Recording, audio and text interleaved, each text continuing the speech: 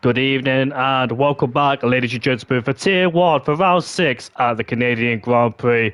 My name is Indigo and alongside me is Freeform. How are you doing? Nice to see you back here in Division 1 commentary. It's been quite a while since you've been back here, since the Australian Grand Prix, I believe it was. It's been a wee while, about 5 weeks or so. Well, 5 race weeks for us and a couple of calendar months, but nice to be back. Nice to be alongside the absolute GOAT of comment. We've got a nice fun race ahead of us tonight.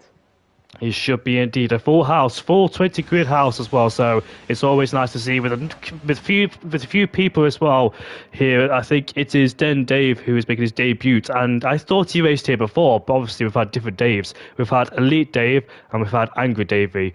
But Dave is a different person, not Elite Dave, because they're both Dutch, but two different people. So that's completely confused me. But Legende is here as well after said to me he was going to quit. So it looks like Legende did change his mind and thankfully stuck with the progress as well. So Bumpy is supposed to be racing, but I'm not quite sure.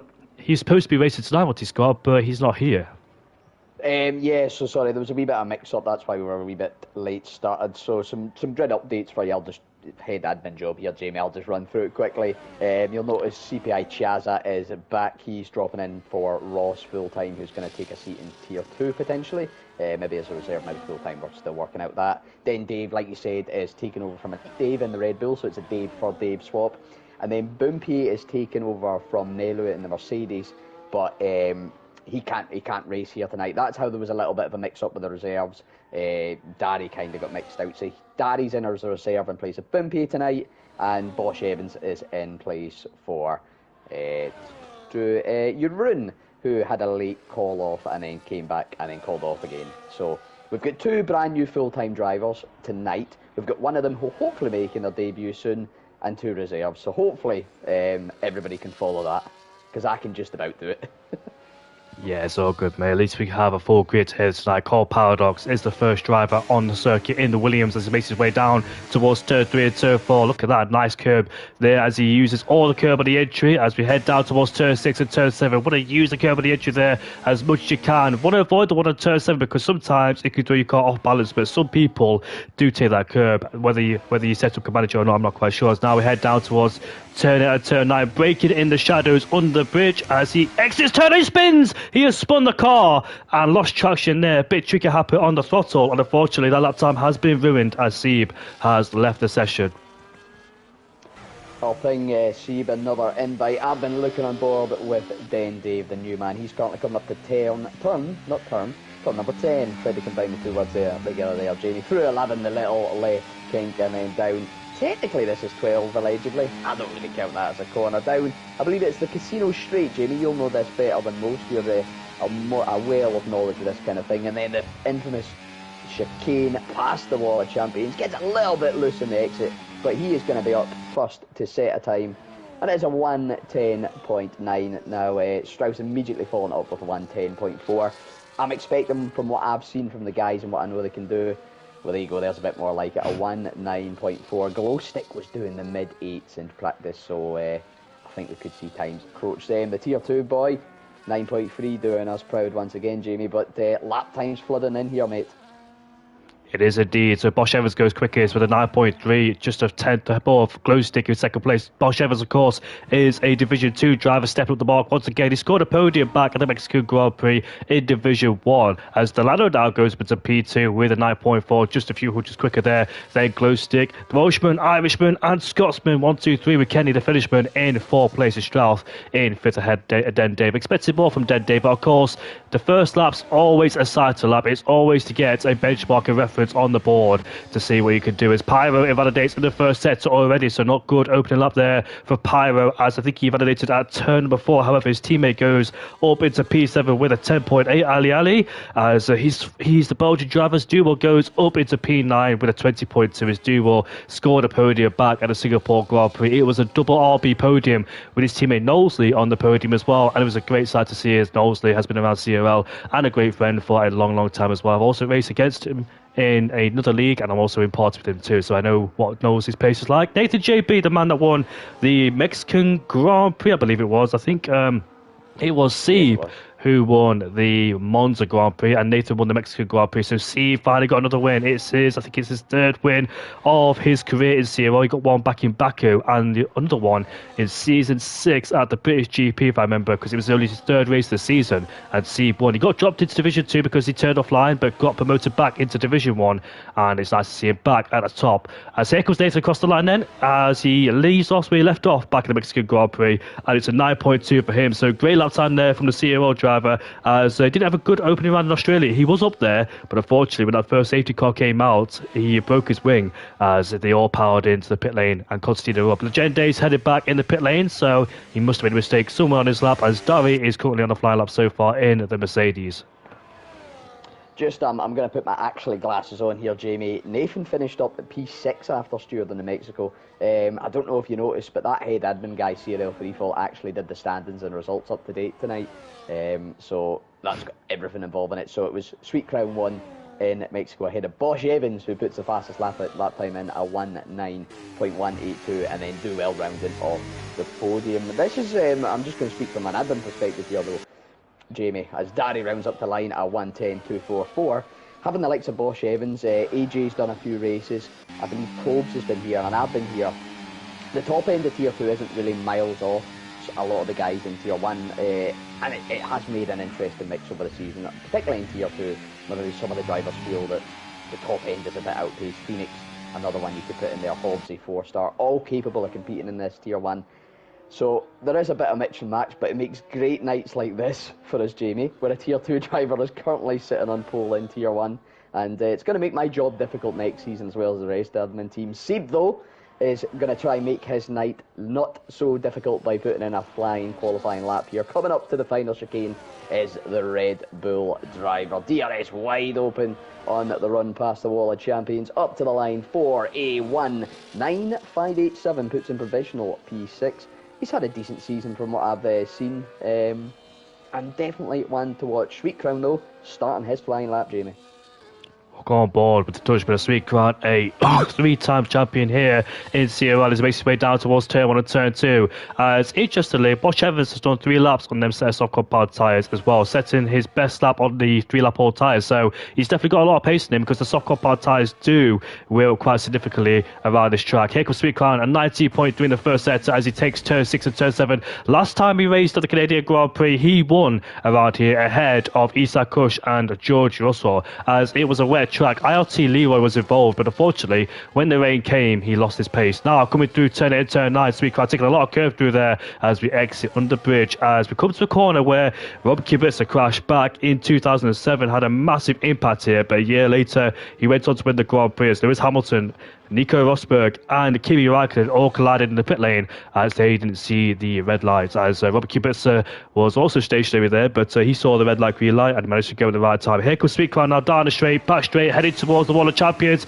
Plenty of people have fell victim to this corner, but he misses it, and he validates on the exit too, so not a tidy run there for Sweet Crown. What could it have been for the Dutchman? Only a 9.4, which would have put him up to P5, just behind Glowstick, but ahead of Duval then. And it's so frustrating, because when you have a good lap time, but it's all ruined down in the final 2 corners, and it catches a lot of people. Here comes Glowstick now towards the line.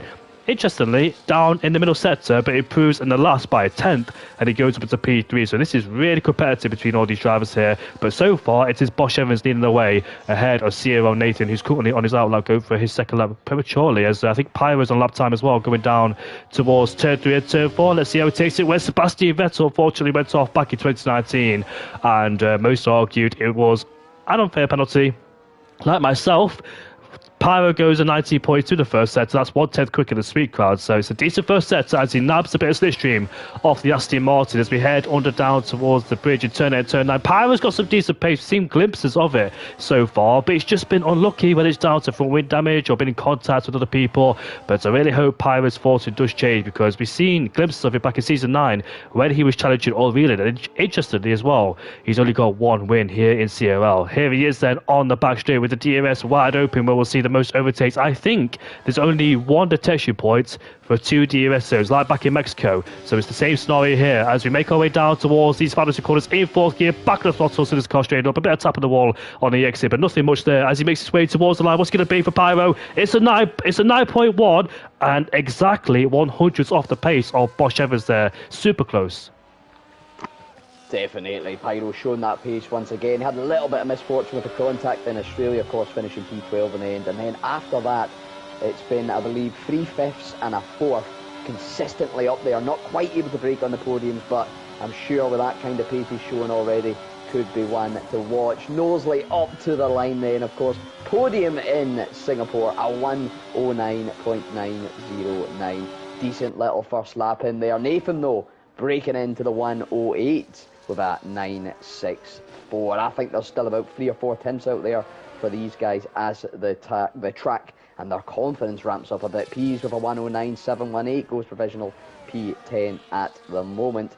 And yeah, it was like you're saying though, Jamie, that final chicane is going to be so crucial tonight. Here in qualifying, of course, if you mess it up at the end of your out lap or your flying lap, of course, that's 2 or 3 laps done and dusted. And in the race, we know what Canada's like for track limits. We've seen it on Monday night. They can come into effect. The curbs here are notoriously, you have to push them too hard, you get track limits and you might get spun out on the flat ones. So it's going to be really, really, I'm looking forward to seeing how these, you know, let's be honest, they're a little bit of a step above me here, Jamie. I like to see how they handle it tonight. And well, qualifying, they're definitely putting down a good benchmark. Very tight though, from one driver to the other. Let's hope we don't get rain, eh? Rain does spice things up. We saw it back in Division 2 because we saw that people had to elongate their first stint on the intermediates because they didn't want to do inter, medium or soft, depends how long it'll take them. But yes, we've seen that a few people struggled on the intermediate compound tyres because we're getting older and older. And we saw a few punches back at the Canadian Grand Prix as well, not the Canadian, the Chinese Grand Prix and in Belgium. Here comes Sweet Car towards the line now as he starts his second flying lap. Then hasn't got a lap time on the board. Neither has Pharrell in P20 in last place as he locks up going down towards turn 2. Ray takes the car, gets back in the throttle once again. Now we're heading towards turn 3 and turn 4. Another tricky place as well. Full commitment through here using all the curbs as you could possibly can. Get close to the wall, sweeping through where Brendan Hartley and Lawrence Stroll crashed in 2018 there as we head towards turn 6 and turn 7, carrying the speed through third and fourth gear. Just on the throttle as well on the DRS, the third DRS I believe, or second DRS zone as we head down towards turn 8 and turn 9. I think we saw Yuki Tsunoda spin here this last season in F1. And here we are then headed down towards turn 9 and turn 10. Heavy braking zone indeed. We also seen a few overtakes. Ask Oscar Piastri when he lunged a few people at the inside. Ask Felipe Massa as well when he took on 2 cars done at turn 10 back in 2007 or 8. I think it was on Rubens Barrichello and Heikki Kovalainen. Now DRS wide open for Sweet Car once again as he heads down towards the final corners. Where can the Dutchman put his Williams? I know qualifying hasn't really been his forte. His race pace as he gets on the grass there at the exit of the corner. But here he is then towards the line. It's going to be a 9.0 and he puts that Williams up into second place there. Amazing lap time there for Sweet Car despite being under massive pressure. But when it comes to pressure, Sweet Car is very good at managing, and as you can see there, it's up into P2. But what could other people do? I think we've got Strauss as well doing a decent job in P6 with a 9.3. I think he just crossed the line there because he's quite low in the EOS. So that's his lap time done and dusted. But Sieb, however, is not on a flying lap. Delano in the Aston Martin has eliminated 2. Legende out there in P13, but I don't think he's on a proper flying lap. Is the Danish driver? In fact, no, he's not. He's going to go for a second flying lap of those sets of compound tyres. So majority of drivers are in the pit lane, Scott, and we're just waiting for the final few moments here in qualified. See who can dethrone Nathan off pole. Absolutely. 4 minutes on the clock, of course. Just over a minute and 10 seconds, roughly, you know, to do a flying lap. Out lap, you're probably looking at 1:30, 1:40 with the pitch. So it is going to be a late rush out of the pitch. A good run of form there from the Dutchy drivers there. Sweet Crown, of course, putting a 1:9 flat. Strauss and Sieb finding a quarter of a second each and jumping themselves up from around about the 9th, 10th mark up into 6 and 7. That's a nice little confident build before these final out laps start. I believe Strauss and Pyro are both on their way out, but it looks like it's going to be Glowstick, Bosch, Evans, and oh yeah, that's Legendi coming in. So it is going to be Glowstick is going out the earliest of the last runners. He maybe got a little bit extra fuel in this car, do we think, in case he messes up a lap. It is so easy to invalidate turn 1 or even at the end of your out lap. We'll wait and see as the young Scotsman in P5. He's had spiffs and spaffs of pace, and then races where he's just not been able to put it together. P5 at the moment. Let's see what he can do then as he starts his lap. Into turn 1 then, down into 4th gear, holding it through third very, very nicely. You've got to try and get on the throttle very early here, but that rear end can get snappy. The first off the chicanes then, taking plenty of curb, but just how much do you dare take? I'd say hit it pretty good here. This is another tricky one with the curb. You've got to ride it on the left. Take too much, you're invalidated or spin. Purple sector 1 then, going by the map here, Brady. So it could be a good run for the young Scotsman, who's about 5 minutes to my west at the moment. Through the second off the chicanes, or the third of the chicanes, sorry, a little bit loose on that curb again. You can really attack that on the right in entry, and you've got to just trust it'll hold on the left.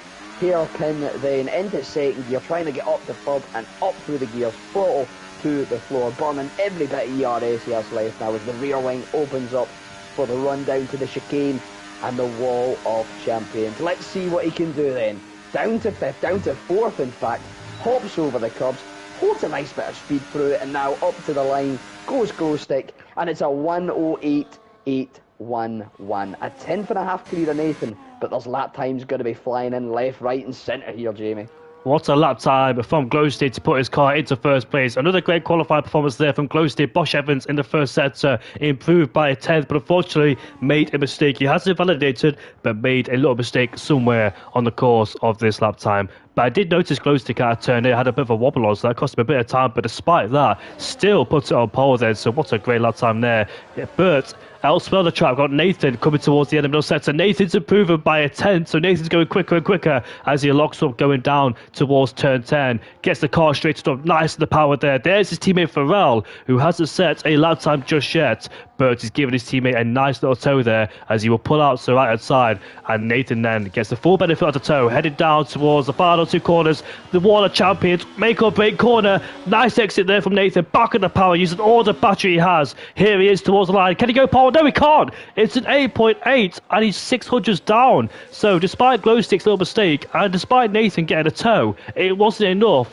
to try and take away pole from Glowstick then. That's very interesting indeed. But Bosch Evans is coming through the end of number sector. 1/10 up is Bosch Evans. Keep it nice and tidy as he locks up, gets the car cranked in towards turn 10, the slow speed corner, back in the power once again as Delano and the other Aston Martin goes up into P4. Another great storming lap time there from Delano, but watch out for Bosch Evans as he's headed down now towards the final 2 corners, towards the Wall of Champions in 5th gear. Nice speed through there, back in the power as he makes his way now towards the line. It's P3 with an 8.8. 3 drivers with an 8.8, separated by 800ths of a second there, but Sweet Crown is still on a lap time, a 10th up in the first sector. Here he is, 2/10 up in the middle sector. This could be Sweet Crown's pole. Can he keep it nice and tidy in the final sector? Derry OG goes up into P14. Surprised by Den Dave. Den Dave's best lap time, it was the first one, but he goes up the order up into P11, so it's a 9.6 there for the Red Bull driver on his debut. Pyro across the lines going to P6. Kenny in P7 as we watch Sweet Crown now. As Sieb pulls it out of the bag with an 8.7, but here comes Sweet Crown as he makes his way towards the line. Is it pole? It is! It's pole with an 8.7, and he's 200s quicker there than Sieb. It's so close margins between Sieb, Royal Gamer, and Walter, but incredible indeed. It's a Dutch 1-2, and they're fantastic lap times indeed from all of them. You look at that front 5, Jamie, it's a 10.5 between all of them. It really is, as the great Fandango once said, tight as toenails. Pease, I think, a bit frustrated with his qualifying there, smashing into the wall after the line. Farrell, unable to get a lap time in, just invalidating his final run. Glowstick then, maybe kicking himself those 700s off the top spot, thinking if I just held it a bit better over turns 7 and 8, what could have been. But P3, nothing to be scoffed at. I started there on Monday night, Jamie, and it worked out quite well for me.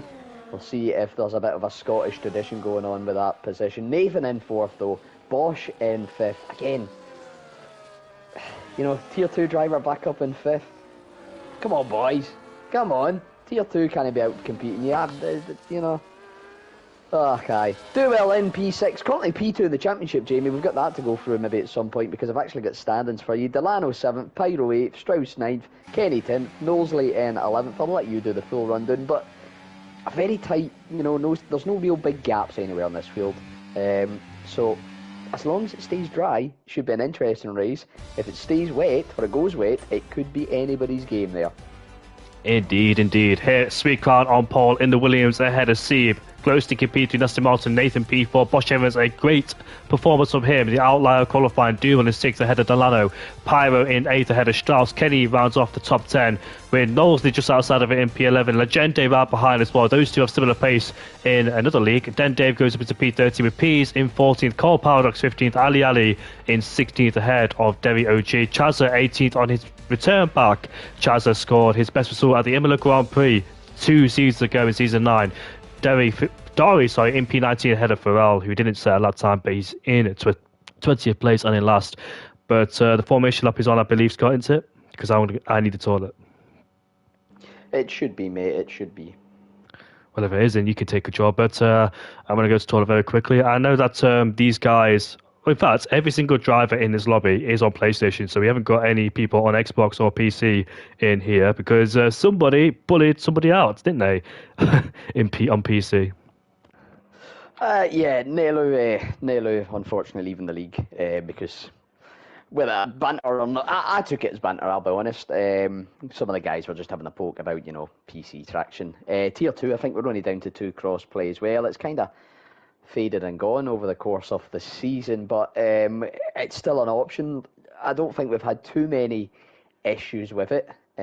So, obviously we're halfway through the season after tonight. There is a slight thought in the back of my mind that's turning towards the next season.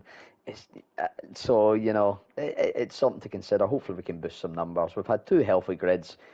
Let's push on and try and make it 3, That's the way I'm looking at it with crossplay. But, it's maybe something to maybe consider going forwards. Because I do know Cole Paradox hosting, he seems to be having issues at light out. It's a bit of he's almost getting a jump start and he doesn't want to take advantage of it. I've not had anything of that in Tier 2, so I don't know if it's a connection thing or if it's just a bit of Dutch unluckiness, but we'll wait and see. Anyway, Jamie, I'm assuming you're at the toilet right now, so how about it, folks? Shall I take you through the standings? Let's go for it. I just need to find them. I'm here. Here we go then. Standings as of tonight, before the race commences. Wouter then on top spot with 114 points. Dowill is in P2 with 84. He's 2 points ahead of C. Both of them up, well, all 3 of them up near the front of the grid. Ones to watch out with. Nelu Sathu was in 72 and 4th, of course, no longer in the race, which means Pyro is now in 4th on 59 points. Delano in 5th then with 49. Nathan in 6th with 40. Peas only mastering 32 points so far this season. C7 and P7 ahead of Kolpa with 28. Knowsley in 9th with 27 ahead of Kenny with 26. Legendi on 24. Glowstick on 19 in P12. And then a big jump down to Farrell with 5 points, Strauss with 4, and Ali with 1. Jesu Yeroon yet to score a point and won't score 1 tonight. Elite Dave and Ross also in that boat. Ross unable to do first stage is going to have a go in Tier 2. And Elite Dave no longer with us. I don't quite know the backstory with that one. And then Z Derry, he's been competitive as a reserve, but just hasn't seemed to been able to get it to the line or get it to the line in one piece. When he does, it just a big amount of misfortune coming his way. So hopefully, I'm rooting for him tonight. P17, so he's got 5 positions to make up for a point, Jamie. But I believe so. That's my prediction for tonight. Derry's going to score a point. So, fabulous, like you said, P12, where the Legendi is right now, and the guys on the formation lap. We'll see what tyres people have gone for. So, the medium compound tyres, probably an even split between all these guys from mediums to hards. Nobody touching that soft compound tyre because it is not a race tyre at all. It's only used in the race if, well, the British GP, because I think at the British GP is the only track where the soft compound tyres are worth going on. But towards the end, if a safety car comes up, That's when we'll see the soccer power tires being introduced for a little sprint race towards the end. But a high chance for safety car, even though we had none in Division 2. We had a virtual, but that was it. But anyways, it ruined, I think it was Hobbsy's race because his teammate pitted, of Wooburn pitted, and it cost Hobbsy a lot of time, but still finished on the podium on Monday as well. And 3-4. You excited for this race, mate? I know you finished in P2. You look like you got a great pace as well in this race. So you got a lot of inside information you can bring us to for us today. Yeah, I mean, I think there's no secret that I actually did practice for Monday night on like my usual 15 minutes, set up the lobby and go. I have got a bit of an affection for Canada this year. I think it's a really nice flowing track when you get, especially when you get that setup dialed in. We could see little changes in the setup here in the race, maybe different straight line speeds. Maybe that's why we were seeing likes of Nathan lose time in the third sector. There was two trains of thoughts of, you know, a slightly lower front wing and a higher rear wing, and then some people going into the 40s with the front wing and lower and like low 30s with the rear wing and TT. I don't know what that'll transfer to race setup. I know what I would be running, but you know, there could be that split in these guys, and we could see that difference. I'm predicting close racing. I'm predicting some heavy use of DRS, and I'm projecting a few penalties could be creeping in this track limits. But Jamie, drivers are back on the grid. We're getting ready for 5 red lights. I'll hand it back to yourself for the honours. Sixth race of the season is about to get underway very shortly. There are the panels on the lights. There we are then. We're underway for round 6 at the Canadian Grand Prix. Sweet Crown gets a lovely launch as expected. Glow stick side by side with Sieb as he puts him down into P3, the side by side in towards 1 and 2 as Sieb bails out of it. Bosch Evans and Duval are scrapping over for P5 in towards turn 2. There you go. Bosch Evans maintaining the outside line, gets a better run out of the corner there. Dave gets ahead of Kenny. They're all single file going towards turn number 3 and 4. Pease is dropping down the order, unfortunately. Pease had a spin, I think, and he's rejoined down into 20th place, and Kenny and Dave are still scrapping away as Legende has made up a few places from P12 up into P9 already has Legende, so make a start for him on the medium compound tyres too. But so far Sweet Crown is leading the way as Knowlesley is trying to pile the pressure on Strauss as we head down towards turn 8 and turn 9, but so far so clean from everybody, as it was Pease who's the one that had a bit of misfortune, but he's back in the attack on Dory as they go side by side headed down towards turn 10. They go as Pease take away P19.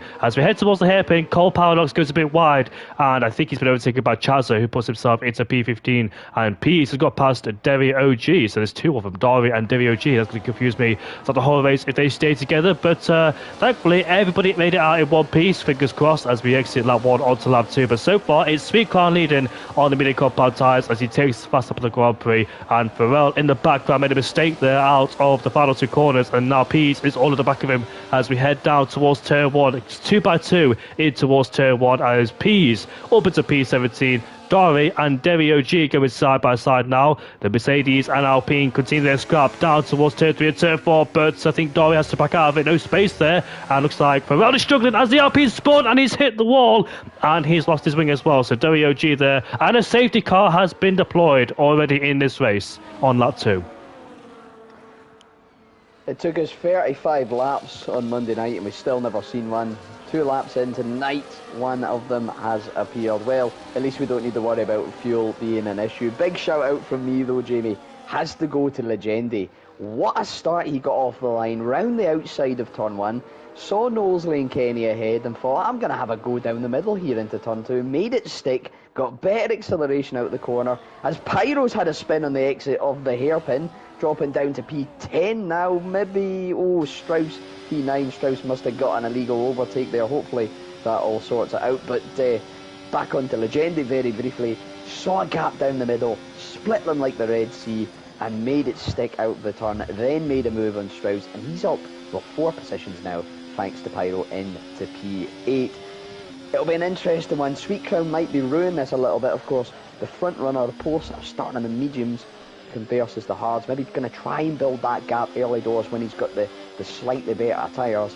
That chance has been taken away a little bit. Of course, DRS is going to be delayed, but he's not going to get the best of the tyres out compared to the hards, so that could have a negative impact on him going in. Glow stick though, might be rubbing his little hands together here. P2 back on the pack of the medium runner, and safety car settling in. Derry then going to get into the pits. Is that count as commentator's cost, Jamie? Maybe. I did back him for points. I'm not quite sure. Oh yeah, you did back him for points, and now he's going to crash out at turn 4. I don't know if it does count for that. It was a little bit delayed, but and he's not out of it, so he's still in with a chance. Lap 3 though, onto the mediums. They're generally going to last about goods. I believe it's about 15, 16 laps here, mate, isn't it? Maybe about 20 if you really stretch him. But I think he's going to have a bit of a mission getting them to the end. In fact, I think it's going to be impossible.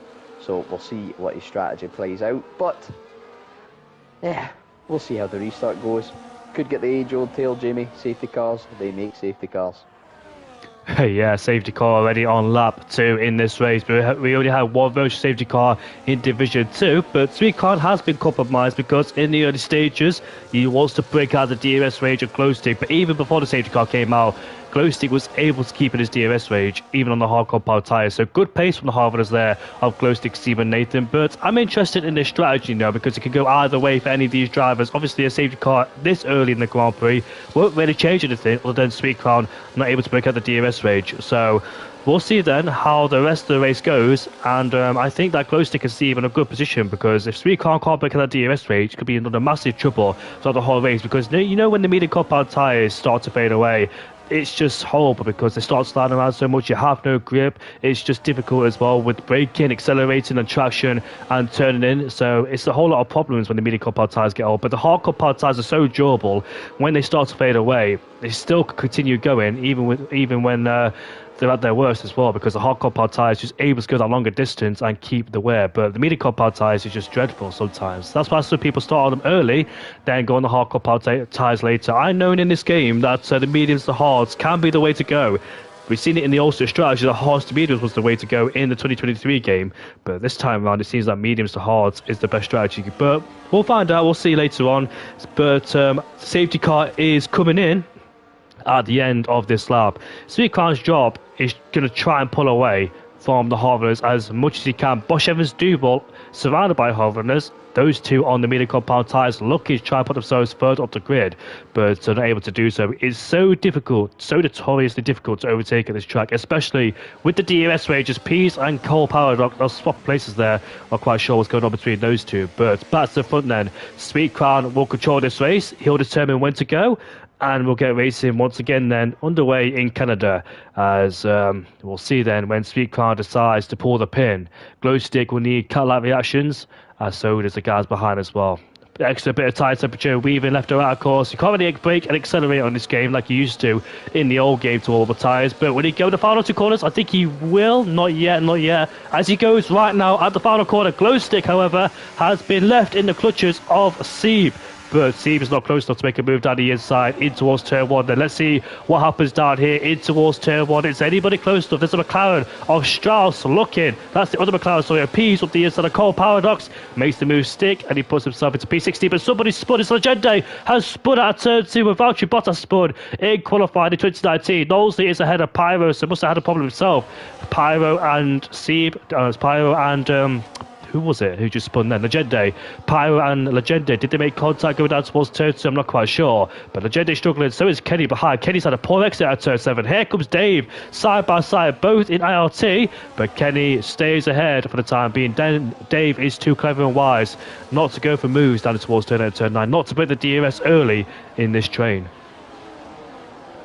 Absolutely. I'm not too sure with Legendi, but something else happened there with Derry and Farrell, by the looks of it, dropped well off the pack. Then, Dave, we kind of briefly spoken at track limits could come into effect here.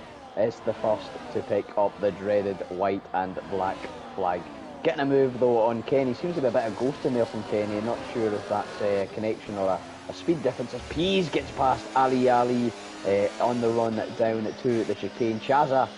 Pyro, into the pits after 4 laps on the hards. He must have picked up some damage amongst all that. Tony's run of top 5 finishes may be coming to an end here tonight if he can't get a better second half to the race. But Sweet Crown not really been able to break ahead of these next 3 front running hards. 4 tenths the gap to Glow Stick. He is well within the DRS range and probably, could maybe get a chance of overtaking. It's all going to be a game of cat and mouse now with that ERS. Do they use it? Do they try and break it? Do they try and get a move done and make a gap? Or do you just sit behind, let the guy pull you along and wait for his mistake to happen? Wait for something to come amok in his race. Of course, the only danger of doing that is you've got to look behind as well, because this train goes all the way back. Knowsley then looking to make a move on Strauss as Kenny goes down the inside of Dundee into the hairpin. I believe that will as well. It has gave Kenny the DRS ahead of Dundee, that little gap forming, and now Pease is going to strum on by as Knowsley gets past his teammate Strauss. It's action everywhere. And speaking of Kenny, second black and white flag, Jamie, 3 seconds, 7 laps in. Also, the last disqualification was around here before Brazil, Nico Hulkenberg, as Dari overtakes Farrell. Legende's fighting back as well. He's overtaking Derry OG. Farrell goes a bit deep into turn 2. I think Legende had a sniff up the inside, but the door was firmly shut in his face as he has to stay behind him. But yeah, Kenny already picked up a 3-second time penalty in this race. On the last lap, he made a big mistake out of turn 10, and it allowed, I think it was Strauss through. And he goes up into P9. So Kenny's really struggling as Speedcrown then piles the pressure on Glowstick once again.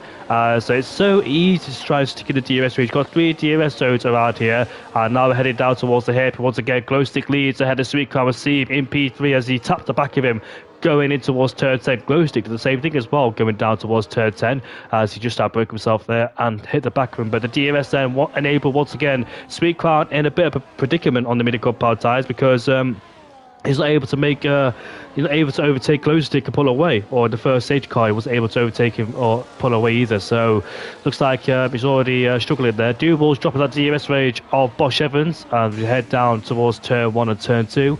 As no overtakes so far. But Duval then has broken the DRS in P6, and once you put the DRS around here, it is so difficult to catch back up, because you've got 3 DRS zones around here, and the guys ahead of you will have the extra speed on the straight, therefore you can't close in. So breaking the DRS is going to be a long race from there, especially as well because the guys behind him have DRS. So Duval will have to think about looking backwards rather than forwards, because the guys behind him have the DRS.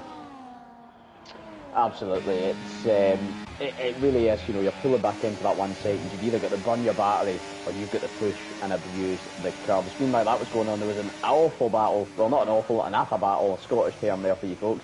For P17, Derry and Legendi. What have you seen, Jamie? I'm on board with Sweetcrown, and I just felt somebody tap the back of us. It was Sieb who tapped the back of him, and he's moving left to right. So once again, Sieb hits in the back of Sweetcrown, but luckily not big consequences there for the Williams drive. Could have ended terribly, but Sweetcrown keeps it pointing in the right direction indeed. Ali gets up into P12 after miserable qualifying. Then Dave has been. I don't know what's going on there. But yeah. Whatever happened there. Then Dave and Cole Paradox as a virtual safety car has been deployed. So Cole Paradox, the 2 Dutchmans, have came to blows as Dave has been reset to track. I'm not quite sure what's going on there. This game is just so weird. I've seen this before in the game, but I've seen it being reset because somebody fell through the track at Portugal. I've never seen it with the pits.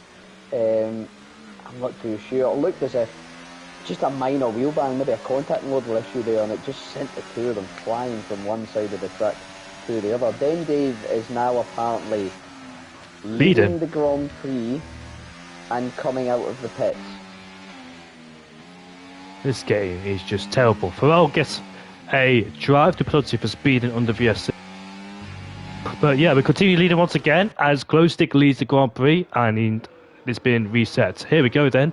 Back to normal racing business. Then Dave and Cole Paradox pitted. Pyro's in P18. I think something to do with Pyro and Legende. I think when Legende spun, Pyro had to take avoided action. So that could have been the case, and that's why Pyro could have got that full mid damage. But here we are then towards the final corner. Sieb is still in P3, not able to make moves on Walter or Glowstick. Being P3 and P4, the DRS trade, it's just so difficult because you're carrying the same speed on the straight as everybody else, and therefore it's just so difficult to get past. The biggest problem we have on the F1 games is the DRS trades, of course, as Dari has overtaken Chaz and puts himself into P13, as Legende there just trying to fight back as well after losing places, as Knowles, he gets the 3-second time penalty for exceeded track limit. So does Delano. As talk about Delano, he's put the pressure on Duval there just in front of him in P6. The gap is 1.3. Strauss now picks himself up a 3. Second time penalty for Steve. I think he's side by side with Sweetcrown. No, he's not. He said 0.33, so I thought he was right at the back of him, but it's getting closer and closer. Wants to dispatch you quickly, so we can chase after Glowstick because Speedcar looks like he's struggling now. As we head down towards turn 10 we go. Is Sieb able to get a good exit out of here, try and use his battery and try and get past him before the final two corners or down at turn 1? Because Sweet Crown of the DRS, but we'll see use a bit more battery than Sweet Crown and try and put himself into second, chase after Glowstick and put himself in a better place as well. Nathan's following in P4 with Bosch Evans as well as sticking the back of this train in P5. As we head out of the final two corners we go, DRS open, Sieb is using the battery, so is Sweet Crown to defend from Sieb as he makes an overtake on Glowstick as we head down towards turn 1. The level pegging going towards turn 1 as we head side by side in towards turn 2 we go. Who gets the throttle quicker than the other one? It is Sweet Crown with the outside line who remains in the lead and puts himself back into first place there. Nice wheel-to-wheel combat between those two, kept it nice and respectful, gave each other enough room as well as Sweet Crown wins in this battle. But this time in the race is where we'll see the medium compound tyre start to deteriorate as Legende now picks himself up a 3-second time. As you can see that Sweet Crown just squirming away at turn 6 and turn 7. But Glowstick, no way, but I say, because that could have been in contact between those two. Backs out of the corner and does not go for the overtake. Yeah, we've seen it a bit on Monday night. Ideally, you want to be taking the mediums 15, 16-ish laps, but once you get to about 10, 11, 12, depending, of course, your driving style, your setup, of course, and what's happening in the race, do take a short dive off off a sharp cliff, and the grip just disappears. So Sweet Crown making what could be a key overtake to try and put some space between, but it could be about to backfire here. Glowstick and Sieb using that DRS to great effect, and Sweet Crown getting pushed a little bit off, or not pushed, forced a little bit offline, gets his third warning and a 3-second time penalty for the Dutch driver on the mediums. Kind of going from bad to worse there for him as Pease dives into the pits. Nathan then will be licking his lips and thinking, I could maybe have a go at this, but all this battling, Jamie, Bosch Evans do well back up into the mix here as well, and Delano right on the tail of the Frenchman. A bit of a similar situation. Sweet Crown! The mediums. Sorry to interrupt, but Sweet Crown made a big mistake out of turn 6 and turn 7. There's a Ferrari who spun down there. I think it's Pyro going for a spin, but Nathan's now to P3. Sweet Crown is struggling these mini compound tyres. The car not responding in the way he wants it, and unfortunately just slid off the track there, basically at turn 6 and turn 7. The slow speed corners. Nathan now promotes him up to P3, but that mistake from Sweet Crown has broken the DRS. Sieb and Glowstick are able to pull away now. We'll see what happens in this race now. Can Nathan close the gap on Sieb and Glowstick? On the last lap as well, Strauss overtakes Knowles. Here comes Sieb for the lead of the Grand Prix as he puts himself into first ahead of Glowstick. But I think these two will control the race now as they'll be in DRS range of each other and leave the guys behind. But I want to mention as well that Nathan, you said he was licking his lips, but I think he had a heart and mouth moment because you said that while to go up with a tap, he did. Nathan hit the back of him in the final two corners, and Nathan had a massive swap around out of the final two corners, and that's why he almost drops out of the DRS range. But he overtook Sweet Crown when Sweet Crown made a mistake. But they're dropping away now as Pease has retired, and that's going to be a virtual safety car. And that's where Kevin Magnussen crashed as well in 2019. Yeah, lost it coming out of the final chicane just onto the left at the opposite side of the wall of champions. Had pit onto the soft, so I think Scott was just chancing it. Well, hello? I see something yellow on the full map. Guess what it is? A safety car. Virtual safety car up the front, the top left. Safety car on the track. Hopefully it's not a glitch. We'll see what happens here, I suppose, Jamie. This is a big decision then, because it's ideal time almost for the mediums to jump onto the hards. It's a little bit early for the hards to be going in the mediums. 22 laps in the mediums. We saw Wouter struggling after 10, 11. It's going to be a bit of a mission. So we'll see what happens here when Sieb gets around to the safety car. Hopefully it's not glitched. Got my fingers and my toes all crossed. But Sweet Crown at Bosch, Evans, do well, Strauss, and everybody else on the mediums, kind of like we expected, jumping into the pits. Chance to reset, a chance to change things up. Strauss, interestingly, going on the softs. I picked the one driver going on an interesting strategy to spectate during the pit stop. And Farrell's on softs as well down at the back. Legendi going on softs. Do they know something we don't, Jamie? Well, it is looking a little bit greyer. I was about to say that. The clouds are gathering in, so could rain be on the way? Hence why I see Glowstick, Nathan, Delano, Kenny and Chaz have stayed out there, because usually some people do down the pit lane and take the risk, taking the medium compound tyres towards the end. But if the rain doesn't come, see Glowstick, Nathan, Delano, Chazza, and Kenny are still in a predicament because once they pit, they'll fall all the way back and lose a lot of time. So they best hope the rain comes immediately, because if it doesn't, then they're going to struggle because one way or another, they're gonna have to go to pit lane, going to medium compound tyres. So they didn't pit, but there's an Alpine off down there. Is that a Williams? I'm not quite sure who that is. Who's gone off? That's Dario OG's retired car. Never mind. Yeah, I think I don't know if he retired in the pits. I see he joined back, so I don't know if it's a case he get disconnected and it did the disconnect retire glitch, which I'm hoping not. I hope he did retire on his own volition, because I'm gonna feel really bad about potentially commentator cussing him at the start of this race. He has left again. I hope that isn't, because it is a shame. There's nothing worse than you get disconnected, try to rejoin, and the game just says, "Nah, you're not racing anymore." Bosch Evans into the pits. Is that? It's a set of Inters. That's no way. That's a set of Inters on the car, is it? No, it's not a softs. I thought I saw a green stripe tyre, but he's broken his wing as well. Softs and a front wing change. So I don't know. Did he pick up a little bit of damage on the way out, or did they just not fix it on his initial one? Then Dave onto the inters though, Jamie. Well, I got one thing right. Somebody is on the Inters, but I swear when I saw the Alpine crew, I thought I saw an Inter, but maybe he just changed his tyre back towards the soft. So it could be 0 for Strauss on the soft compound tyres. A very short stint on the softs. When is the rain coming? The rain changes everything in this Grand Prix. Whoever's got the strategy right, but yeah, as you can see there, if Dave's strategy is going to work, playing the 0 game, he hopes it pours it down right now. Otherwise, it could be look silly on the intermediate compound tyres like Charles Leclerc was. Opposite way round, I think everybody else was on the Inter. Charles Leclerc was the hard compound tyre, the Canadian Grand Prix. I think you're right with that, yeah. It'll be an interesting one to come out. I mean, setup will be key here as well, of course. If some of the guys maybe running lower wings, they could maybe start to struggle here. I know we had a half inters race on Monday, Jamie. I was running 36 front wing, 46 rear wing, and it felt absolutely lovely on the inters. Really, really pacey, lots of grip. Safety car in this lap, not what Dave would have wanted. He'd been hoping it maybe stayed out for a lap or two, or maybe even 5, just to get some rain down on the track. But it is going to come in, and it is going to be Seeb leading away from Glowstick, from Nathan, from Delano and Kenny and Chazza, who's had quite a rise up through the field thanks to these safety car shenanigans. 14 lap old hards. Sweet Crown and do well on the fresh hards behind, and then 0 could be Straussy Boy on the softs in P9 with Pyro on his recovery. But I think Seeb has not gone. He's leaving it late here, Jamie, and that seems to cause a little bit of confusion down the middle of the pack. Hopefully they sort it out.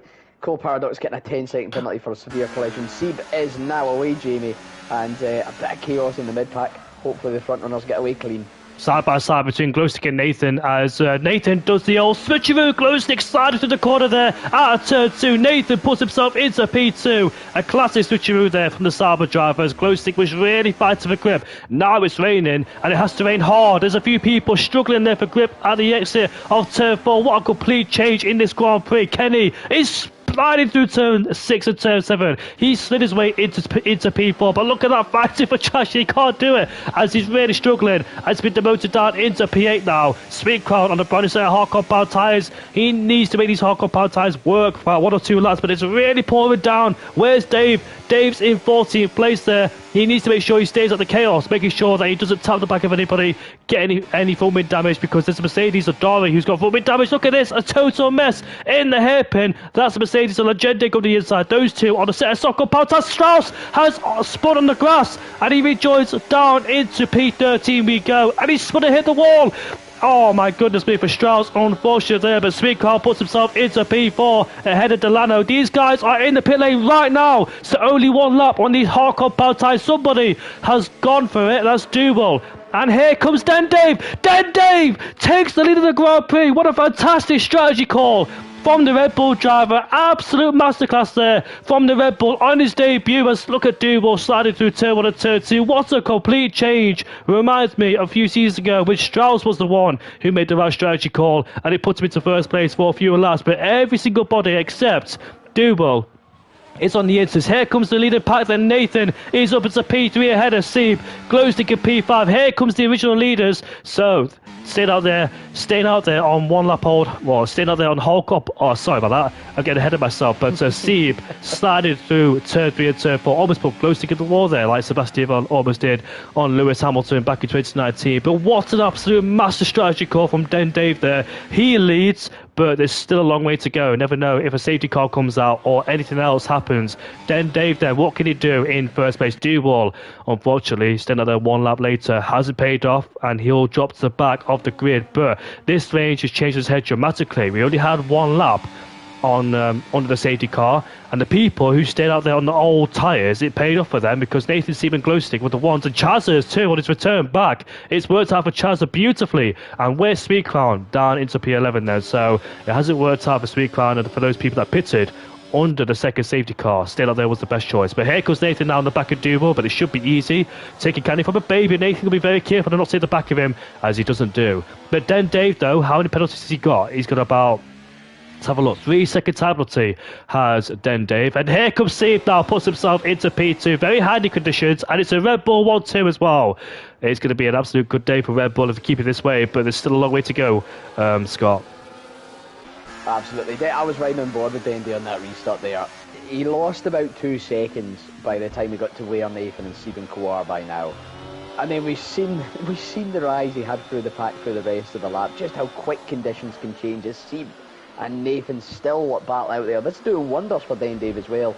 12.5 second lead. It's going up to near 13. Here comes Glowstick trying to make it 3 wide along the DRS straight, which is of course no longer a DRS straight. Glowstick on the inside is gonna get Nathan here, forcing a little offline, has to settle in behind. Seeb has to concede, and now Glowstick from P4 up into P2. But every little battle, every little fight here is going to play into Den Dave's hands. Sweet Crown Wouter, the biggest loser, down into 10th from what was a great position.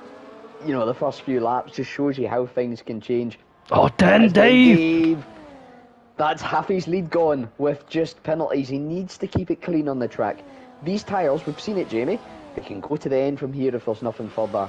It's just about managing the race now for Den Dave, holding that gap, not doing anything silly, and letting these guys behind battle out and maybe give themselves penalties like Legendi has done.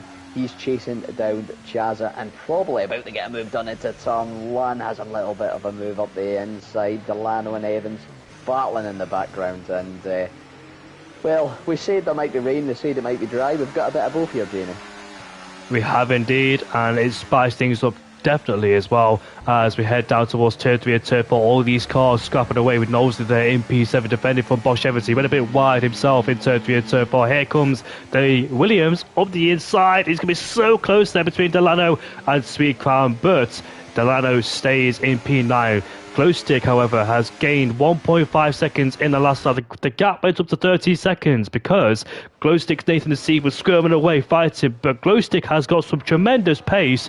Can he be on course to win his first race in Division 1? He has picked up a win before in Division 3, side by side in the hairpin. That's Knowsley and Chazza, 2 by 2 with the Aston Martin and the Alpine scrapping away. Bosch Evans should be used to these conditions in Division 2, but although he was the wet compound tyres back then, as Chazza has lost a place towards Delano, and here comes Bosch Evans steaming through as well, takes on Chazza as here comes the Williams, a Sweet car, takes them both on as he puts himself into P8 there.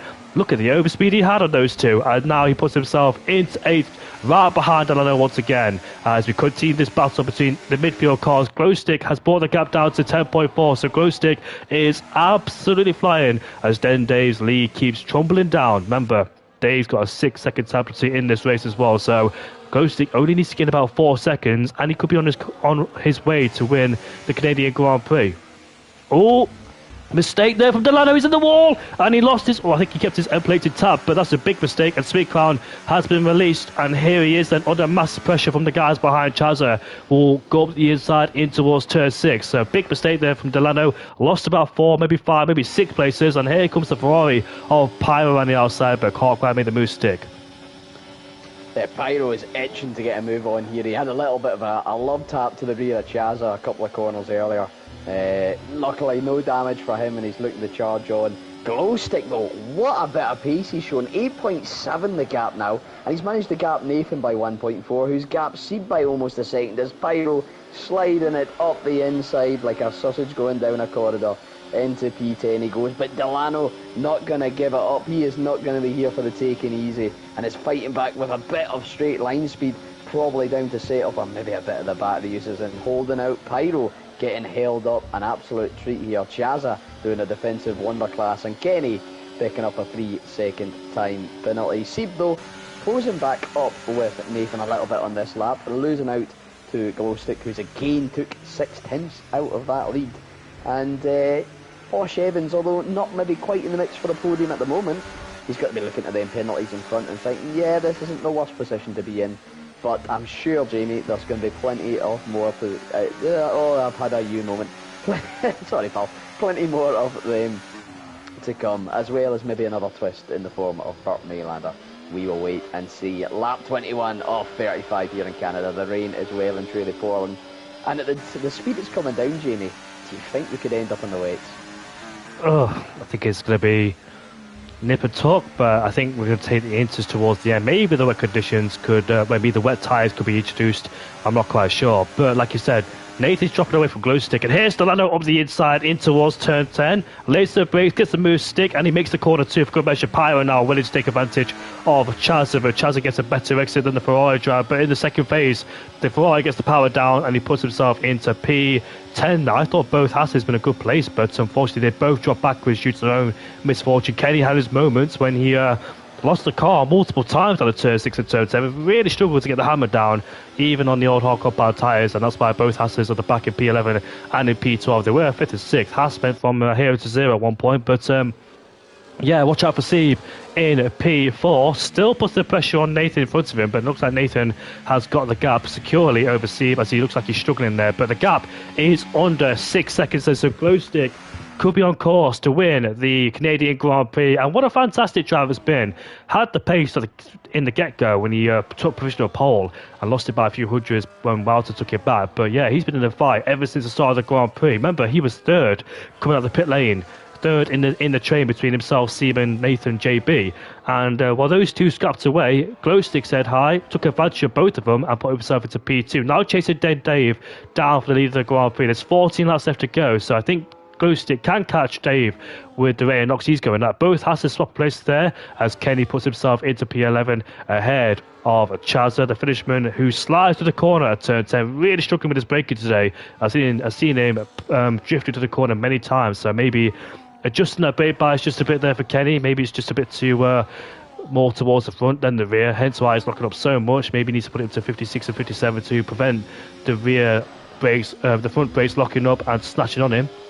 But the gap is 3.3, so the gap's going down rapidly as he's gaining at him at the rear knots. There is 12 laps left to go in this race. However, Legende as well and Knowsley being very quiet in this Grand Prix. They're up into P5 and P6. Remember that Legende spun earlier at turn 2. Pharrell is ahead of Duel as well, that's a fantastic drive from Legende so far, who spun at turn 2. I think before the second safety car, and now he's back up there. So fantastic indeed from the Mercedes driver, who's had a bit of misfortune himself back in Monza as well, and the Imola Grand Prix. His race ended before turn 1 or turn 2, if you want to call it down, before the chicane. But yeah, Legende's up into P5. The Glowstick, the gap between him and then Dave is 1.3 seconds then. But is there any chance for Dave to get a podium? No, the gap, unfortunately for him, is under 6 seconds between himself and Nathan JB. The gap is 4.2 between those two there as we watch the fight for P5 between Legende, Knowsley and Sweet Crown.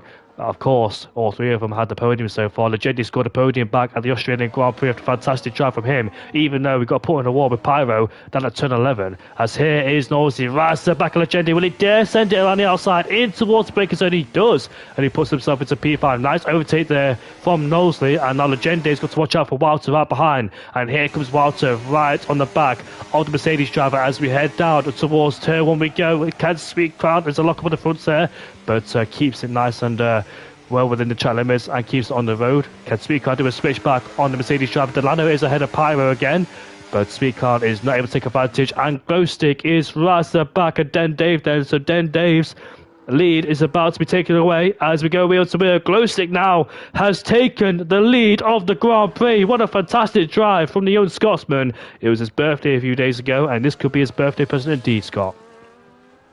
Absolutely, he is putting a performance in tonight that is almost as fiery as the hair on top of his head. Sweet Crown trying to get a move on Legende. Sweet Crown, of course, 3 seconds of time penalties. Legende knows like 6 seconds, so their battle with Den Dave is going to have the common track. Sweet Crown is maybe looking to try and push up this road, get past Knowsley and Legende as he is on penalties at the moment, but do it on track, try and reel in that Red Bull and get within the 3 seconds that he would need to beat him on track. Bosch Evans in a similar position, 4 of the 7 cars in front of him with penalties and 3 of them with 6 seconds. So he'll be sitting eager. He'll be hanging about, not doing anything silly, and maybe kind of just reacting to the battles ahead.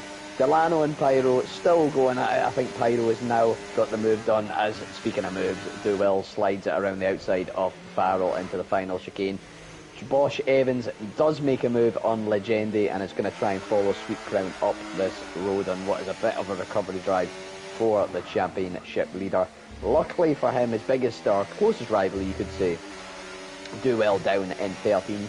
Seed up there in the standings though, and this could be a good points haul for the Dutchman if he can make maybe a move or 2 on Nathan, or if the cars behind can close up to Sweet Crown and maybe lose him out some positions. Pyro in the mix for a decent result when the penalties applied, but of course, Jamie, 10 laps to go. Never say never until it's done, and it is far from done, my friend. Yeah, anything could happen. We've seen it plenty of times when a late stage car gets thrown into the mix. Penalties applied as well towards the end. And now Den Dave find himself under pressure from Nathan, JP and Steve now. So let's see how easy or difficult it is. Can Den Dave do his teammate a favour? Because I know those two are close, Sieb and Den Dave. They're both in IRT together as Dave drifts to the corner. This could be easier than expected for Nathan. And now puts himself into P2. And Sieb goes through as well. So Nathan doesn't need to worry about Den Dave. He's out of the way now. And he can focus then on defending against C4 Gamer. But once again for Nathan, another great result. I think it'll be his first podium of the season. Because like you said, when the results got updated in Mexico, he dropped backwards. And I think Diddy told me that him and Pyro made contact and Nathan took the fall for that. He did, yeah. It was an incident down into turn 1 on lap 35, I believe, so right at the end of the race, as a 3 second time penalty flying left, right and centre. But yeah, there was a bit of a coming together, a moderate collision, 5 seconds, 2 penalty points for Nathan, and that ultimately, with just how tight it was at the end, dropped him from P1 down to P6, gave Velter the win, gave Bosch P2 and gave Duell P3, so it was an unlucky result. Nathan picking up the fastest lap and the win on track. Definitely had some pace around Mexico, was really feeling himself there, but finished P6. P7 in Italy, of course, P9 in Singapore, P10 in Imola, and P9 once again in Australia. So it's been a bit of a what-if season. Of course, Australia getting caught up with Pyro and incidents, Mexico getting caught up with Pyro and incidents. Is a little bit of a back and forth forming there, something we need to keep an eye on the second half of the season for some flashpoints. We'll wait and see. Bosch Evans very tight to the rear of Sweet Crown there, though Jamie just thinking better of it down into that final chicane. I don't know if is this just something of me, or is the spray just showing as like grey boxes for you on the screen? The graphics maybe not loading at full fidelity here, but just about can see what's going on. And this battle in the mid-pack from Sweet Crown down to Pyro is probably going to get pretty tasty in the coming laps. I think, in my opinion, the rain is easing off because it wasn't as treacherous as it was before. So I think the rain could stop any given moment, and I'm not quite sure if these guys will possibly switch back over to the dry compound tyres, but we'll see. As the rain, there's something about the rain in Canada, because it happened seasons ago as well when we had rain here in Canada, and that's when Taze Leroy had a mistake. And talk about mistakes, Dory made a big one, unfortunately, out of turn number 4 and 5. Chaza is ahead of his own teammate. Both Hassers there have been together. I think Kenny's picked up damage on his end plate. He has, unfortunately, has Kenny. As Kenny's had a terrible season so far, must be said, for the Finnish driver. I thought he'd have a strong season because, of course, Kenny, an IRT driver. I think he's in PSGL and other leagues as well. So expect him to have a strong season. And then Dave picks himself up another 3 second penalty. But however, regardless of what happens, it was a master strategy call for Dende, but unfortunately did not have the pace to keep up with the guys ahead. But masterclass strategy from him. At least he got to lead a few laps in his debut, as he'll be happy with that one. Kenny's retired in the pit lane, and that's his race done and dusted then, as we won't see any more of him, unfortunately, for the Finnish driver. There's one remaining Haas in P11. The final point goes towards Duel in 12th place. The man that stayed out one lap later in comparison to other people. Yeah, it's maybe a race of what if I just pit a lap earlier, or maybe even 2 laps earlier for Duvel. Dari also retiring in the pits. We're down to 15 runners here in Canada. Kenny, just as you're speaking on, he's had a good start to the season. I think it was a P6 and a P7. Not great by any accounts, but solid. You know, very respectable. 2 top 10s, 2 top 7s. It's stopped raining, mate. It has stopped raining. So it has lap 28 then, Jamie. 7 laps to go. It could be a quick foot on the red stripe softs, and let's go racing, boys. This could get spicy. Nathan into the pits then is the first to pull the trigger here, Jamie, and I'd be very surprised if we anything other than a red set of softs. No. He's going to be the guinea pig. Pyro in as well, Delano in as well. Nathan going on the mediums, not backing the soft to make it to the end. Yeah, it's quite surprising. Maybe used all of his set of soft power tyres in a qualifying. We know how much percentage they take out of in 1 lap only. But can Nathan get ahead of the traffic? That's Chazza coming through in turn 2. Can he get ahead? He can. And that's very important for him. But more importantly, can he fire up the tyres very quickly as Strauss gets a 10-second time? Can Nathan fire up the tyres immediately so he doesn't get jumped by Sieb? And can he do the undercut on glow stick? We'll see if this is the right moment at the right time. However, Speedcrown got past Den Dave as he puts himself up into P4. Knowlesley's up into P3 once again. So another solid drive from Knowlesley again. Being very quiet in this race, watching the carnage unfold as Chazza has overtaken Nathan now, as it tells me that the medium compound tyres is not the way to go. And McLaren has spun out of the pit lane. That's Strauss who stopped there, as I'm not quite sure what he's done, as he's lost an end plate. So I think he must have spun out of the pit lane immediately. So I think a bit too early, 1 lap too early, as he gets a 3-second penalty in a very weird place, cutting the corner there. Bosch Evans is right back at Den Dave now, as he puts himself, oh, he doesn't, because he is not able to get past him. But Den Dave and Evans are in the pit lane. Knowles, he picks himself up another 3-second penalty. The guys ahead are staying out there on the intermediates then. So maybe a lap too early. Oh, Duval. Oh my goodness me. Who just hit the back of him? I think it was Chazza. Chazza hit the back of Duval going in the pit lane there. Den Dave and Bosch Evans on a set of soft compound tyres right now as well. But yeah, we'll see then. Has Nathan's strategy paid off, or has it cost him?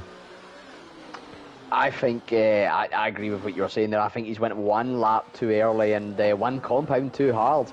Personally, he's really struggling for grip on that lap, especially the corners he's coming through now. The first 2 chicanes on that outlap, he was sliding about like a minx on a new set of ice.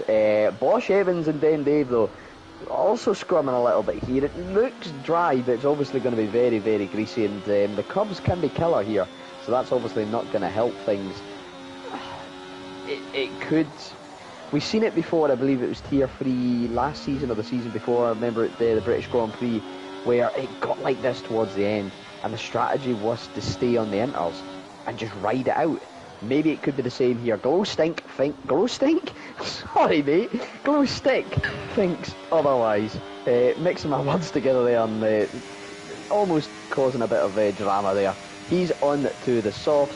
Sweet Crown stays out. Legendi stays out. Knowlesley into the pit. So it's maybe going the gamble of just who's going to make it go. But this is a big one, Jamie. DRS enabled. So, Ghostic pitted at the right time. I think it is time. Yes, it is definitely time now to go on the dry compound tyres. There is 4 laps left to go in this Grand Prix. And Nathan, where is he? Down into P7 now. As in fact, Knowlesley has got the jump on Nathan. Knowlesley has overcutted him, and he's up into P6 on a brand new set of the soft compound tyres there. So Nathan's strategy hasn't paid off whatsoever. The question is though, where's Sweetcon? Still in P2. He's got a 3-second penalty, remember. So could Nathan's podium be jeopardy Legendi here by pitting 2 laps earlier and dropping down the order. We're all about to find out what happens now. Josh Evans is behind him, but by 5 seconds away as he overtook Den Dave, who's been demoted down into P9, but still a good strategy call for him. So Sieb and Sweet Crown are the ones left to pit, and they should go on the soft compound tyre. Here comes Sieb, who's... Oh, could Sieb World Gamer take these inters towards the end now? Let's see then, because it's way too late to pit, I think. So I think he's taking his tyres towards the end and doing it that way. The gap is 10 seconds between Sieb and Glowstick. Watch out for the end. Does Glowstick have the pace to catch Sieb towards the end? There is 3 laps left to go. Another change in this Grand Prix, Scott. Absolutely. This has had more twists than a... I won't say what I was going to say because it's not very appropriate. I was going to... Well, more twists than a fruit machine. That's a good one. I was going to say something about an aquatic bird that has a twisty bit. Pig's tail. That's the one. There we go. We'll go with that. Glowstick then getting past Legendi. He has, like you say, he's got that 10-second gap to try and cut into, and he's also got Sweet Crown in between there. Although I think he will take tints and tints out with near enough every corner. It's just, is it going to be enough? Nathan then going to use the DRS and try and get past Nosey, and maybe do well, of course, on the harder tyres compared to the softs. It might be a little bit tricky. He just needs to hold that 5-second gap to Bosch as well. Tony making a little bit of contact with Den Dave. Den Dave, no matter what happens in this race, is winning my Big Brain Award of the evening for the Inter strategy earlier on, as Nathan now does get past Duell in the hairpin. Gap though at the front, it's coming down to 8 seconds now between Sieb and Glowstick. It could be tight. 3 laps on the go. He needs, what, 2.3 seconds a lap roughly? And then obviously to make the move stick. We'll wait and see. He is potentially about to get some DRS assistance off Sweet Crown here through the second, or the first DRS straight, whatever way you want to call it, Jamie. So he needs to get this move done quick, get the toe down, get up the road, and try and chase down Sieb as Nosey gets a 3-second penalty. Gets it done without much of an issue. And now we have a race in our hands, Jamie. It is the what's the old fairy tale? Not the fairy tale, the children's story. The what's it? The tortoise and the hare. Yes. It's that one, the classic child story. Except the hare is a young Scotsman, and the tortoise is a Dutchman of unknown age. I don't quite know what age he is. But aye, further behind then, Nathan. He's a young lad then. Nathan then chasing down Knowles. Still, he might be able to still get a podium with penalties at the end up, and Bosch Evans potentially in a good situation as well if he can get his toe down, get past Duval and try and catch the Inters up front. But 2 laps to go. The gap is 4.7 seconds. I don't know if it's possible, Jamie. It is. I think it is possible, but Glowstick's making mistakes himself.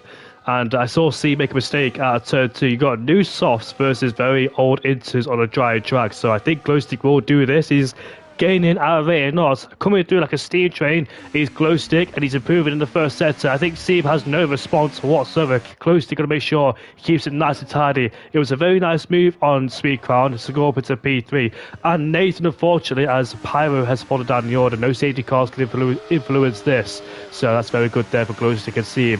And there is Sieb World Gamer right in front of us.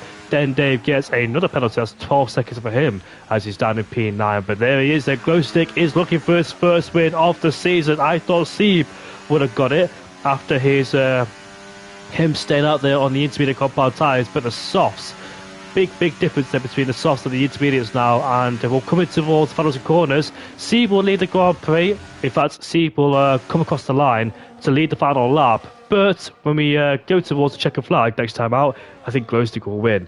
Knowles is up to P4. Another great job for him as the Legenda's on the intermediates too. And here comes Nathan. Nathan, who was running in the podium most of this Grand Prix, and his strategy was ruined when he pitted too early. And now here is Glowstick right behind Sieb then. Sieb is defenseless. He's vulnerable. Nothing he can do about it as we head down towards turn 6 and turn 7. And here comes Glowstick around the outside in towards 6 and 7. And he takes the lead of the Grand Prix away from Sieb World Gamer. Defenseless, nothing they could do. But what a drive from Glowstick here. Former Division 2, former Division 3 driver. picked up a few wins on a few podiums now and then, but ever since he came into Division 1, he's shown some fantastic pace. Remember back in the Singapore Grand Prix when he first showing it, but unfortunately he was on the wrong strategy towards the end of the race, and here he is, standing out of turn 10, but Glowstick will be absolutely happy with this one because he deserves it after a long, long time waiting without a Grand Prix win in Division 1. He's about to make his way forwards, and here he is then coming towards the final two corners. Glowstick, as he exits the final two corners, can see the checkered flag, and it's Glowstick who wins the Canadian Grand Prix for the first time in Division 1. Fantastic drive from Glowstick, has finally done it, and it's his first podium of the season as well. And an absolute amazing drive there as Nathan's back on the podium, up into third place he goes. Yeah, Nathan, he was the gap was about 4 seconds at the start of the lap. He put the toe down and made that time up on the final lap using those dries versus Sweet Crown, who comes in P4. Bosch Evans a respectable P5 ahead of Legende in 6. Do well, nice recovery despite you know, in the inters and hards scenario, up into P7. Pyro with a few spins in P8. Delano, then Dave. Like I said, big brain of the night with that inters call early doors. Just couldn't quite make it work out, and penalties his biggest undoing. Chaza on his return at picking up provisional 2 points in P11. And Farrell taking his points tally from 5 to 6 after tonight as things stand.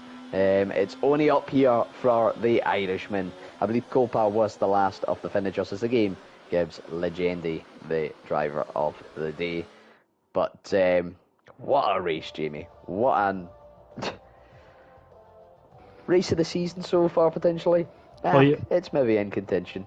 Oh yeah, for sure. Definitely my race of the season. And, well, Glowstick overall did a fantastic job throughout the whole race. Must be very stressful towards the end as well because he had to hunt down Seeb, not knowing what could have happened, but yeah, Seeb tried to take it towards the end. That was his only option winning the Grand Prix because he was too far back from Glowstick. And Nathan JB just scraped through towards the end. I thought Nathan lost the podium for sure, but obviously Sweet Khan had a 3-second time penalty, sorry. And here are the results. Glowstick wins ahead of Seeb. Nathan JB in third ahead of Sweet Crown with that 3-second penalty. Bosch Evans in fifth, started fifth. Into fifth, he's still Legende in sixth place after a spin at turn 2. Duel in seventh inside the top 10 despite staying that one lap later after the second safety car. Pyro in P8 ahead of Delano. Then Dave in P10 ahead of Chaza, Pharrell, Cole Paradox, Knowlesley 14th ahead of Strauss, 15th, Dari 16th, Kenny, and there's your retirements downwards, 16th downwards or 15th downwards there. With P's caused the first safety car out there, but the podium sitters are here. And Nathan JB is here as well. So, well, Nathan, it should hopefully for you, mate, it's officially your first podium of the season. It's a frustrating one because you pulled the trigger too early and unfortunately cost yourself as well. But nevertheless, it was great pace from you today. Mixed feelings about P3? So, yeah, a little bit. I mean, I lost one position with the gamble, but it was fun. And I thought I'd go for it because I could have gotten the win if it went well, if it was right. So I'm not too mad. And when you rejoined down in P7, Knowlesley overtook you, he overcutted you. Did you think at that moment that your podium chances were gone, or did you think that you still had it in you to get a podium? Yeah, I thought at the time that it'd be too much because I thought Wouter and Seeb were gonna pit, which they probably would have overcut as well. I think. Yeah, I was surprised to get P3, to be fair. Thanks to Wouter's penalty. Yeah, I was surprised as well. And yeah, when you pitted for the mini compound tyres, why did you not pit for the soft compound tyres? Did you think the soft compound tyres, or did you use the soft compound tyres during qualifying, all of them? I didn't have any fresh, and plus there was still 7-8 laps left, and they would have been terrible. So mediums were the best tyre for the 6-7 laps, whatever it was, stint. When that rain came, after the second safety car with that one lap, we saw amazing, incredible battles between you, Seeb, and Glowstick as well. And Glowstick got past both of you. Did you think that the moment, or did you think when you overtook Seeb that you had a chance to try and clash Glowstick? No, not really. He just pulled away. I was a bit annoyed because I was leading both of them on the inters, and then Kevin was on hard still, and he was going into the pit, so I had to slow down significantly at the chicane, and then that just put me off a lot, so I got overtaken there. So that was frustrating, because maybe I could have held them up, or at least held up Jack for a bit, but it is what it is. Well, lucky mate, but P3 is still a good result at the end of the day. I bet you were a bit frustrated the first stint because ahead of you, Sweet Crown made a mistake at turn 6 and turn 7, and he lost the DRS towards the top 2, so you were stuck at P3, but then the safety car came out and really helped you as well, get back up there. Yeah, I can't complain about the safety cars. It was, yeah, when that happened I was quite annoyed because I was keeping with the train, no warnings, just chilling, and then he did that, and then I had to burn everything, and I still couldn't get in their DRS. So yeah, the safety car saved me, but yeah, it was a fun race though. Good fun. Well, once again, good pace today, and with the amount of, well, excluding Mexico, but with the pace you have recently, do you think that you can be a regular challenger for more wins / podiums? Podiums, yes. Wins, I don't know. We'll see. Well, good luck to you, and nice to talk to you for the first time this season, Nathan. Thank you. Likewise. Scott, you got any questions for Nathan? Nah, no questions. Just, I mean, I thought your time in Scotland would be a bit educational. The work on that crossover period when the rain's coming. It comes plenty enough up here, but you know, you get your history with it. Good result tonight, mate. Unfortunate, but fortunate. Aye, Jamie's going to cover all bases. Well done. Hopefully this Cheers. podium stays. Yeah, I hope so. I haven't killed Tony this week. Oh, He was worry. nowhere near me. He did a lot of killing himself, so aye, could be revenge this week. Yeah. No, but GG's this week, mate. Thank you. We move on to the man in P2C, Royal Gamer. It's your third podium of the season, mate. How are you feeling? You were so close, but yet so far. The intermediates just wore off towards the end of the Grand Prix. And yeah, I think the only way you thought you could win was by just staying out there and hope for the best, really, didn't you? Yeah, basically, I knew pitting was not going to work, so I saw a lot of people stay out quite long on the Inter, so I thought, why not? And during that second safety car, you stayed out there on the hardcore power tyres, didn't you? And you only had to do the one lap on those hards. And when did your teammate Dave, was he in the party with you? Did he give you information about the intermediates during the time? Yeah, we were in party together. We were talking a lot. We were actually saying it's too early to try this gamble, but he went for it, which brave move because it was a good choice.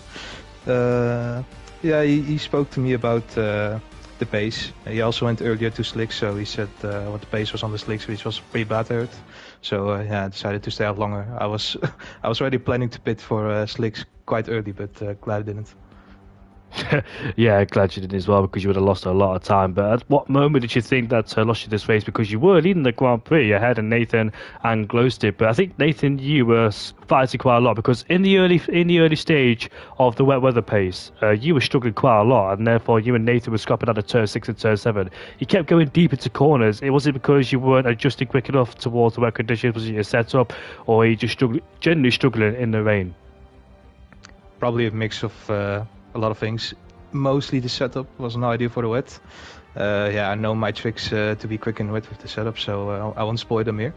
And also just adjusting in general to get adjusted to the wet. It didn't go quick enough, so they took me both, and especially Glowstick. I mean, incredible pace. I don't know where he found that. So yeah, congratulations to him on his first win, by the way, as well. Yeah, nice to hear that for you, Steve, as well. And unlucky to the Singapore Grand Prix, because I know you got taken out there. I think it was from Nelly Safu. But once again, Steve, your pace is your consistency and your pace is amazing. So I think you could be a real challenger for the championship if everything goes your way, Steve. Yeah, basically I missed last week, so probably if I didn't miss last week, I'd probably be in the lead. But yeah, it doesn't matter. I'm doing it for fun. I don't need to win the championship. I just want to have a lot of fun in Cannes. And it's nice to see you back in Div 1, because I know you got promoted down into Div 2, I think, a season ago, didn't you? Tier 3, it was start of 23. But I found my way back up on the wheel. I'm sorry I wasn't there for you. Sorry I wasn't there for you at the Monza Grand Prix to reach your third win. Yeah, I was pretty disappointed, Jamie. I was like, I win a race for you, and then you're not there. So hopefully when I win the next race, you'll be there. I'll still cook you in chat box. Don't worry about it. Yeah, we'll see. Anyways, well done today. See you, great pace, and yeah, well done for hanging out there on the old Intermediate Cup outside. How did they feel, by the way, the Inters? They must have been ripping to pieces. To be honest, they're not bad. Like, it's so stupid that this game allows to go this long on Inters. Well, they should just be dying off and being in puncture territory, in my opinion. But yeah, they weren't. So it's a possibility for the future as well to do the same strategy. Well, thank you very much, mate. Pleasure to talk to you for the first time in a long time. A few weeks, right? Like a month, maybe. At Yeah. most. Yeah, But we'll hopefully start. next week again. We'll start the Among Us sessions again sometime. Yeah, let's do that. I Scott, look forward to it. Scott, any questions for Seeb?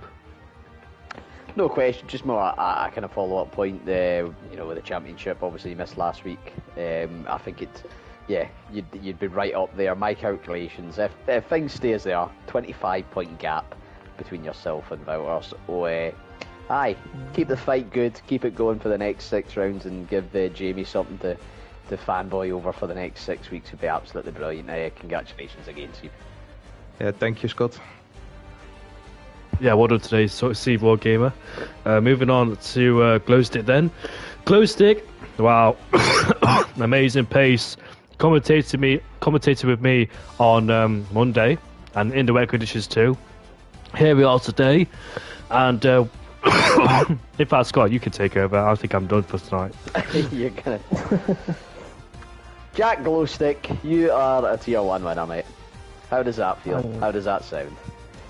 Oh, it feels incredible. Coming into tonight, I thought, I'd be happy with top 5 maybe, but it's just the way of the, as I was saying with Jamie, the way the crookie combos sometimes, but no, my pace, I felt like I had really good pace in the wets. I was pulling away from Nathan and Steve, and I think once I got past them, I could just kind of conserve but still push at the same time, because I wanted to build that gap, because I knew the rain would stop at some point. But yeah, and then when I catch Dave as well, he had a good strategy, staying pitting early onto the enters, leading. But yeah, just I don't even know. It's crazy, just crazy. Take it all in, mate. Take it all in. Yeah, then Dave lost 2 seconds in the first 2 corners, gained 19 positions in the rest of them. It was a bit of a mad strategy, but you had a great win yourself. A bit like what you said to the winner on Monday night. Never put a foot wrong. Always just in the right place at the right time. I mean, the move and Sieben and Nathan down the back, the second part, DRS straight, as I like to call it, down through the tunnel. They were going side by side. You saw a little opportunity up the inside into turns 9 and 10, and you absolutely took it. It was, precision. Once that was done, like you say, you just gapped it. You cleared the gap, you controlled the race, and I hope you don't mind me saying, I was watching you time to time. Your ERS management was superb. That was a big part of it, in my opinion. Whenever they maybe started to push a bit, you could just dump the battery. Cheers, boys. I'm going to take that half a second back. Did you worry, though, towards the end that I'm not going to get Sieb? Because it was about a 4-second gap with two laps to go. Obviously, the track was ramping up and you did make it stick, but was there any little doubts creeping in at the end there?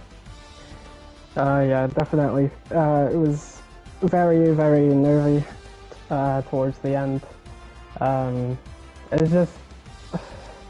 I felt I was just pushing like hell. I don't care if my tires were losing grip or anything. I was just pushing. I was honed in on the win because I wanted it so badly. And well done to Steve as well in the P2. Made it the right strategy because I technically gained a position on Nathan. So, but the fact, I think it all comes to play when I made the right strategy. I came in at the right time. Like as soon as I exited the pits, it told me DRS is enabled. So I think I just made the right strategy call at the end of the day, and I was just pushing like hell.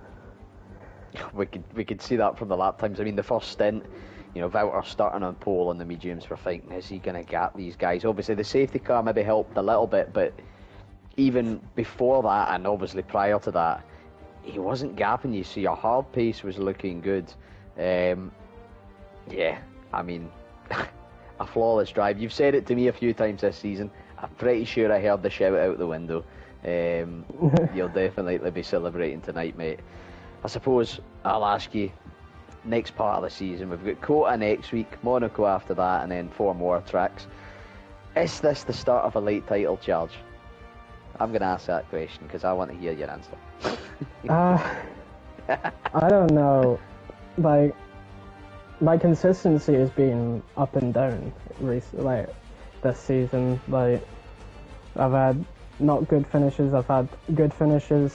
It's just been up and down, so I don't know if my consistency will be there. But we'll see. Kota, I like Kota. Monaco, just trying to survive. And yeah, I mean, maybe, but it just depends on how consistent I can be, and yeah, it's just based on consistency. I don't know if I'll be on the podium every week, but even if it's every other week, I'll be happy with that in the end of the day. Oh, certainly. I'll be honest, from what I've seen of this season, I don't think it's the last time you'll be in here speaking to Jamie at the end of a Thursday night. Congratulations on your win once again, mate. Jamie, are you stopped coughing and ready to speak again?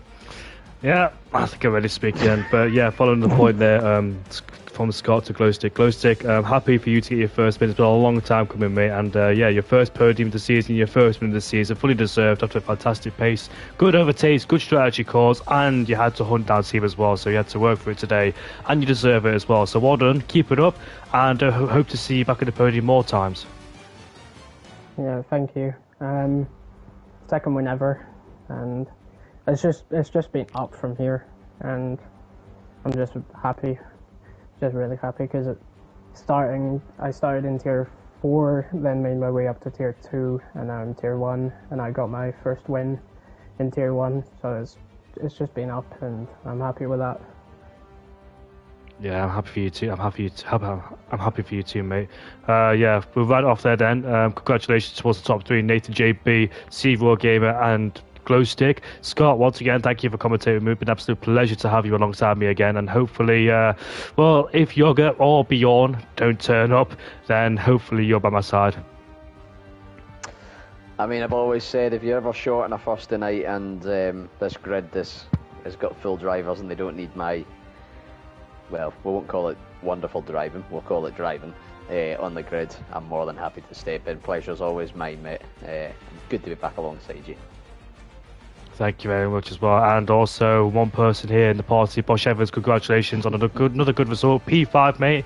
I know you had a bit of difficulty of your own with that front wing damage as well. So, if you do race in Division 1 again next week at Kota, yeah, just hope for a better race for you, mate. Cheers. You're welcome. I'd like to shout out before we cut off, Bosch Evans coming in P5 with a 4-stop is absolutely nuts. Fuck I. Yeah, that... Like the LGBT of Pirelli. Okay, we'll round it off there then. So join us back at the Kota Grand Prix for Division 2 and Division 1 next week at 8 o'clock, sorry, Monday to Thursday. See you all there. Have a good night, goodbye. Have a good night, goodbye, yeah. Bye.